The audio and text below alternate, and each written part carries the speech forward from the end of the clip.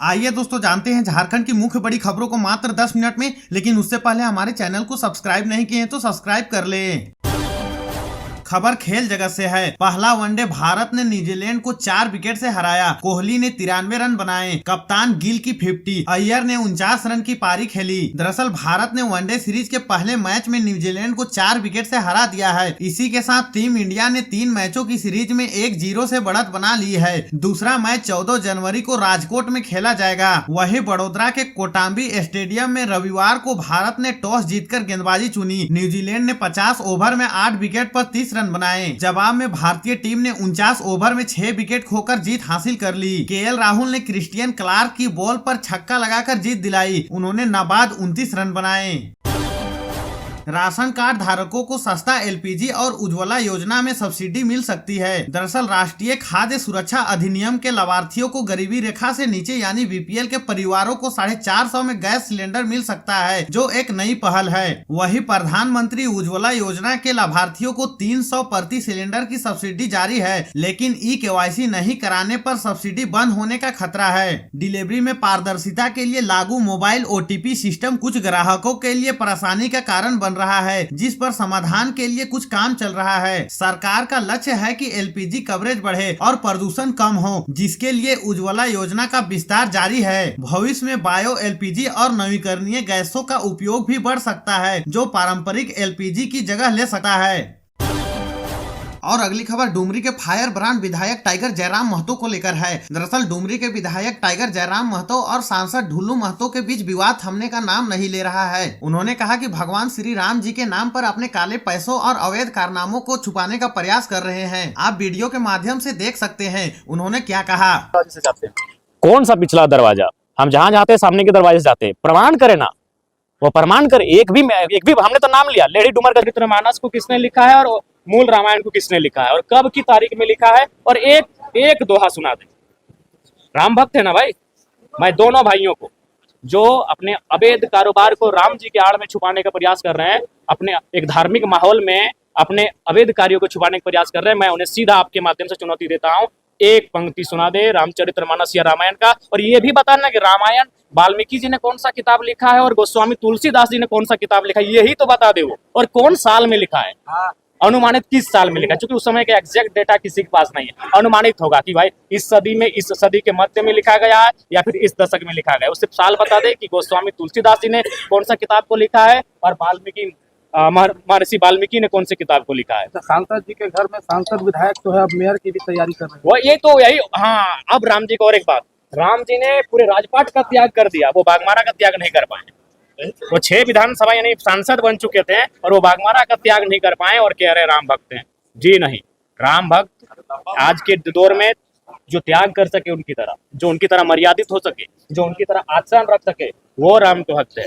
जो उनके नाम पर अपने काले कारनामों को ढकने का प्रयास करे, गलत बात है। राम जी को भी आज लोग मोहरा बना रही है। बहुत दुख की बात है कि धर्म को लोग मोहरा बना रहे हैं और भोली भाली जनता उसमें उलझ जा रही है।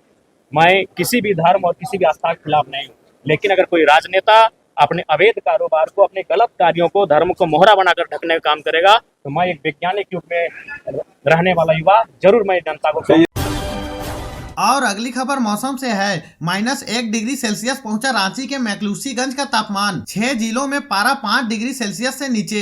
येलो अलर्ट जारी, 11 फ्लाइट हुए रद्द। दरअसल झारखंड में कड़ाके की ठंड का दौर अभी भी थमने वाला नहीं है। मौसम विज्ञान केंद्र के अनुसार पश्चिमी विक्षोभ और उत्तर भारत से आ रही बर्फीली हवाओं के कारण अगले 2 दिनों तक ठंड और बढ़ेगी। न्यूनतम तापमान में 2 से 3 डिग्री सेल्सियस तक का गिरावट का संभावना जताई जा रही है। खासकर रांची, गुमला और खूंटी में शीतलहर जैसी स्थिति बनी रह सकती है। इसे देखते हुए मौसम विभाग ने येलो अलर्ट जारी किया है। सुबह और शाम घना कोहरा छाए रहने से विजिबिलिटी कम रहेगी, जबकि दिन में मौसम शुष्क रहने की संभावना है। ठंडी हवाओं की रफ्तार 4 से 5 किलोमीटर प्रति घंटा रहने से ठिठुरन और बढ़ेगी।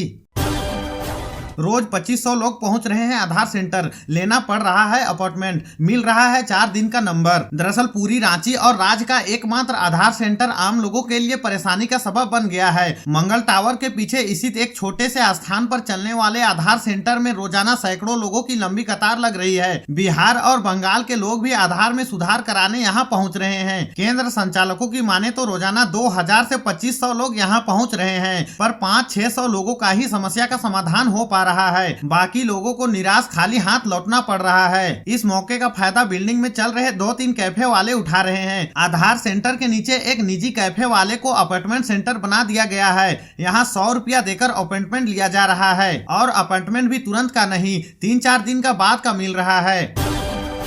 होली से 2 माह पहले ही ट्रेन फुल, 1 मार्च तक चलेगी लंबी वेटिंग। दरअसल अभी होली में करीब 2 माह बचे हुए हैं और दिल्ली, मुंबई, चेन्नई, बेंगलुरु जैसे महानगरों से रांची के लिए चलने वाली ट्रेन फुल हो गई है। 23 फरवरी से 1 मार्च तक की लंबी दूरी की लगभग सभी ट्रेनों में लंबी वेटिंग है। Lokmanya Tilak Ranchi weekly, LTT Gaya SF weekly, Lokmanya Tilak Hatia express, LFP Dhanbad express, Jammu Tawi Sambalpur express, NDLS Ranchi Rajdhani express weekly, Jharkhand संपर्क क्रांति, बेंगलुरु हटिया, सभी ट्रेनों में होली तक 50 से 100 तक का वेटिंग है। आमतौर पर जिस ट्रेनों में कंफर्म टिकट मिल जाता था उसमें भी वेटिंग 100 से अधिक हो गई है। लोग वैकल्पिक ट्रेनों की तलाश कर रहे हैं। अगले कुछ दिनों में लंबी दूरी की ट्रेनों में बुकिंग और तेज होने की संभावना है। रिम्स में हाथों हाथ मिलेगा जन्म मृत्यु प्रमाण पत्र, प्रबंधन ने शुरू की तैयारी। दरअसल रिम्स में इलाज के दौरान जिन मरीजों की मौत हो जाती है उनके परिजनों को मृत्यु प्रमाण पत्र के लिए और जिन बच्चों का जन्म रिम्स में होता है उनके अभिभावकों को जन्म प्रमाण पत्र के लिए बार बार चक्कर नहीं लगाने पड़ेंगे। अब तक आवेदन स्थिति की जानकारी और अनंत प्रमाण पत्र प्राप्त करने के लिए 15 से 30 दिन का समय लग जाता था, जिससे खासकर दूर दराज से आए लोगों को भारी परेशानी होती थी। रिम्स प्रबंधन ने अब व्यवस्था में सुधार करते हुए जन्म मृत्यु प्रमाण पत्र आवेदन के बाद कुछ ही घंटों के भीतर उपलब्ध कराना शुरू कर दिया है। इसके तहत आवेदन देने के बाद अधिकतम 2 से 3 घंटे में प्रमाण पत्र परिजनों को सौंप दिया जाएगा। प्रबंधन ने जानकारी दी है कि यदि किसी मरीज की मौत रात में रिम्स में हो जाती है तो उस स्थिति में प्रमाण पत्र अगली सुबह उपलब्ध कराया जाएगा। झारखंड में भी मैया को उद्यम के लिए केंद्र 10,000 दे, राधा कृष्णन। दरअसल वित्त मंत्री राधा कृष्ण किशोर ने केंद्र सरकार से मांग की है कि बिहार के तर्ज पर मुख्यमंत्री महिला रोजगार योजना के तहत झारखंड की मैया को भी कुटीर उद्योग के लिए 10,000 रुपए की आर्थिक सहायता प्रदान की जाए। साथ ही केंद्र की कोल कंपनियों के पास बकाया 1,36,000 करोड़ का भुगतान शीघ्र कराया जाए। राज्य के वित्त मंत्री राधा कृष्ण किशोर के केंद्र सरकार के बजट पूर्वक विचार विमर्श के लिए शनिवार को नई दिल्ली में आयोजित कार्यक्रम में झारखंड के समग्र विकास के लिए सुझाव के साथ ये मांगे रखी। वित्त मंत्री ने बताया कि वर्तमान में 51 लाख मैया को प्रति माह 2500 रुपये झारखंड सरकार की ओर से दिया जा रहा है। राज्य के गठन के 25 वर्ष पूरे हो चुके हैं। सामाजिक आर्थिक पिछड़ापन के साथ ही उग्रवाद की समस्या भी हमें विरासत में मिली है। झारखंड को केंद्र सरकार से कई परिक्षेत्रों में आर्थिक सहायता की आवश्यकता है।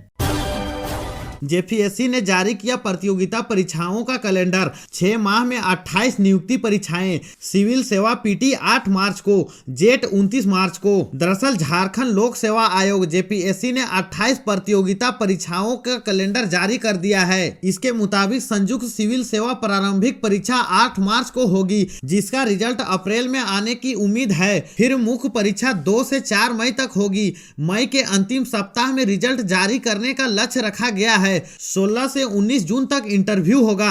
अगर सब कुछ तय शेड्यूल पर हुआ तो जून तक यह परीक्षा पूरी हो जाएगी। इसी तरह 29 मार्च को झारखंड पात्रता परीक्षा यानी जेट की परीक्षा होगी। इससे राज्य के विश्वविद्यालयों में असिस्टेंट प्रोफेसर की करीब 2,500 पदों पर नियुक्ति का रास्ता साफ हो जाएगा। रांची विश्वविद्यालय में हुई बैठक। एप्लीकेशन कमेटी की बैठक में हुआ फैसला, सिमडेगा में पहली बार शुरू हो रही है साइंस की पढ़ाई। दरअसल रांची विश्वविद्यालय प्रशासन ने शनिवार को उच्च शिक्षा विभाग के विस्तार की दिशा में महत्वपूर्ण निर्णय लेते हुए गोस्नर कॉलेज रांची को स्नातकोत्तर पीजी स्तर की पढ़ाई के लिए एक्सटेंशन प्रदान किया है। वहीं सेंट जेवियर कॉलेज सिमडेगा को स्नातक विज्ञान के विभिन्न विषयों की पढ़ाई शुरू करने के प्रस्ताव पर स्वीकृति प्रदान कर दी गई है। दोनों कॉलेजों के प्रस्ताव को शर्त के साथ अनुमति प्रदान की गई है। यह फैसला शनिवार को विश्वविद्यालय मुख्यालय में आयोजित एप्लीकेशन कमेटी की बैठक में लिया गया, जिसकी अध्यक्षता प्रभारी कुलपति प्रोफेसर धर्मेंद्र कुमार सिंह ने की। इसमें दोनों कॉलेजों की निरीक्षण रिपोर्ट रखा गया।